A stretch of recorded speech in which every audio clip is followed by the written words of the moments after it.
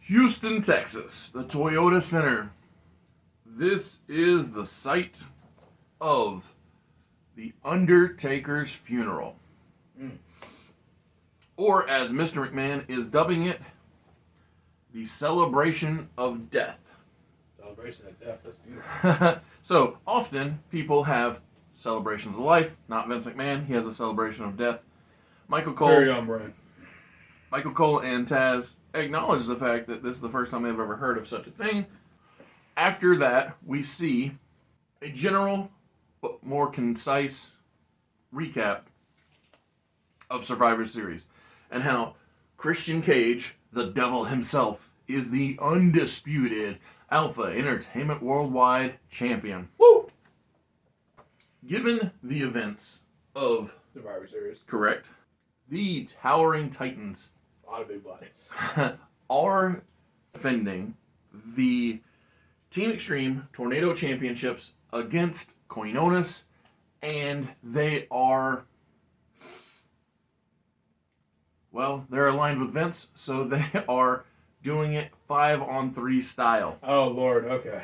Because McMahon, he knows that Matt Morgan might not have been a legal participant in the match, but he doesn't care. He likes the idea that Matt Morgan had the cojones to enter himself in. No. This is Vince McMahon, the grapefruits. That's correct, yes.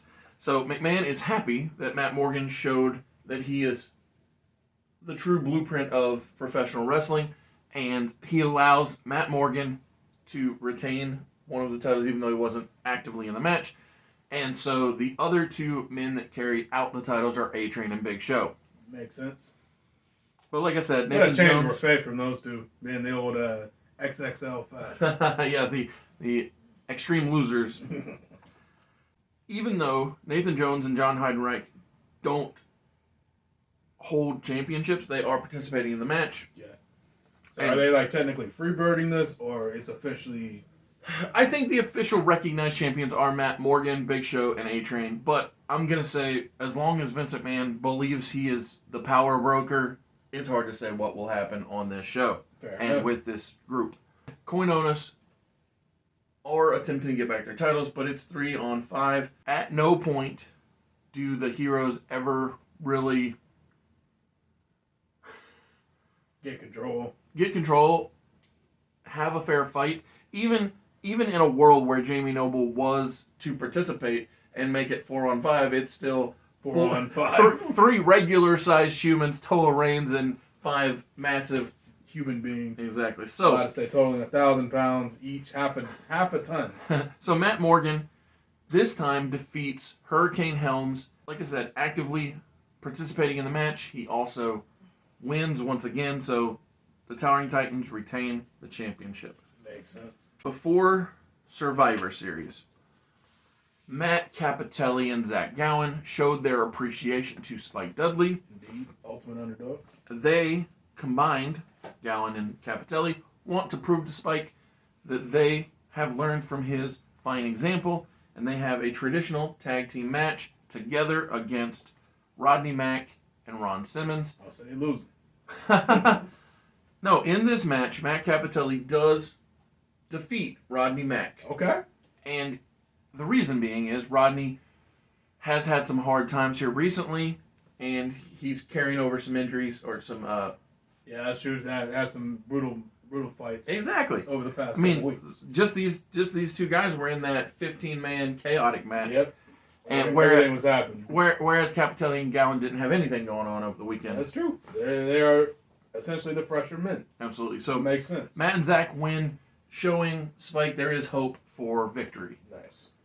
Up next, Jamie Noble, headstrong Jamie Noble, gets a promo segment about winning the Survivor's Choice Tournament, which means he gets to call his shot Yes.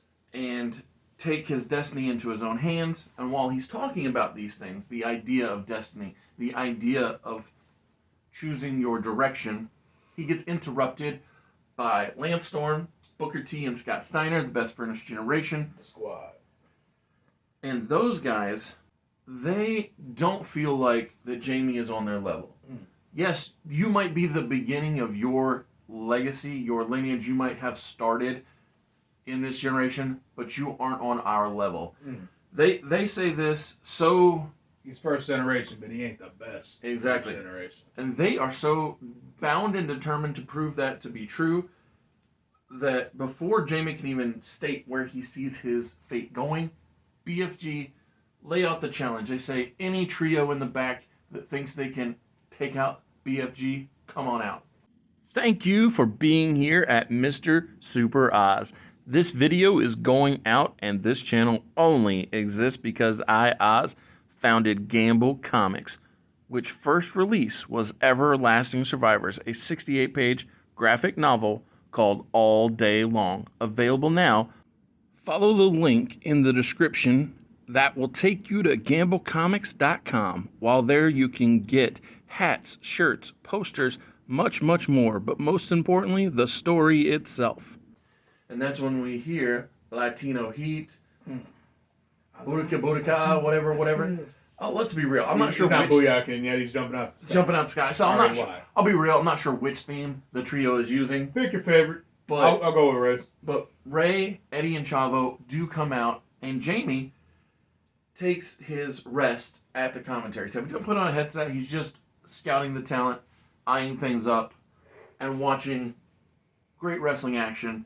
Love to see it. And in this match, Lance Storm eats a frog splash from Chavo Guerrero, and the Legacy Trio actually defeats the first Best Generation.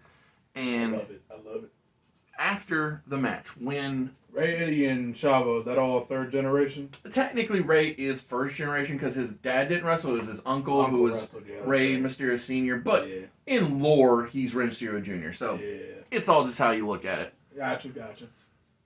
But they still have wrestling pedigree in their families. Exactly. Is the way you Yeah. look at it. But after the match, Scott Steiner and Booker T jump Ray and Eddie because As you do. Chavo won the match, but BFG are Still jumping. they're still very mad. But Jamie slides in.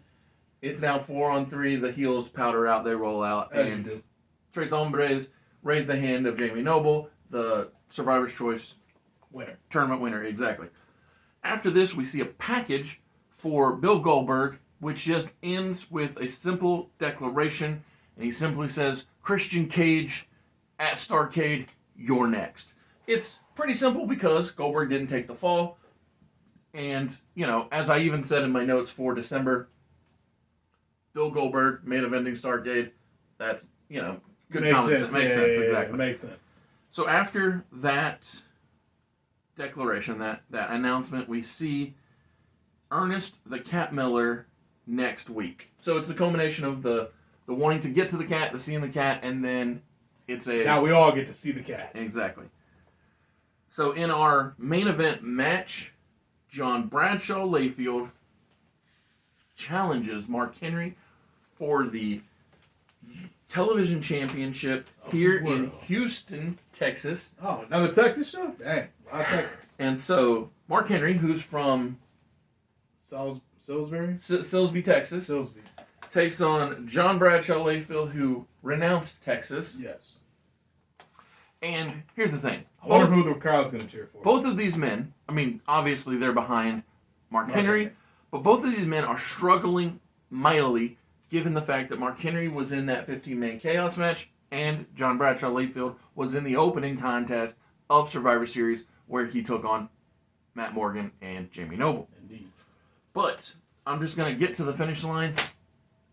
We have a new television champion. Okay. John Bradshaw Layfield defeats Mark Henry here in Texas, gets booed out of the building. Amen. And all of his boys, all of his crew, Cruiserweight champion Billy Kidman, There it is. Doug Basham, Danny Holiday, Orlando Jordan, Maven Huffman, they all come and they help Bradshaw celebrate his victory. They put Bradshaw on the shoulders. He's celebrating. Absolutely. And so, while JBL is celebrating, we hear McMahon's music play, And before No chance. he comes out, before the No Chance has a chance to even finish, all of his crew align the ramp. So Sable, Terry, Dawn Marie, they're all wearing black dresses, veils. Mm-hmm. We now see the Team Extreme Tornado champions, Matt Morgan, Nathan Jones, Big Show, A-Train, and John Heidenreich. They're all wearing black suits. Indeed. And Mr. McMahon, he comes out dressed all in black. His crew parts ways with the LLC, and when McMahon and Co. are in ring, Mr. McMahon grabs the mic and he says, "Guys in the truck, I'm ready for you to play the package I put together earlier tonight." For the Undertaker. Exactly.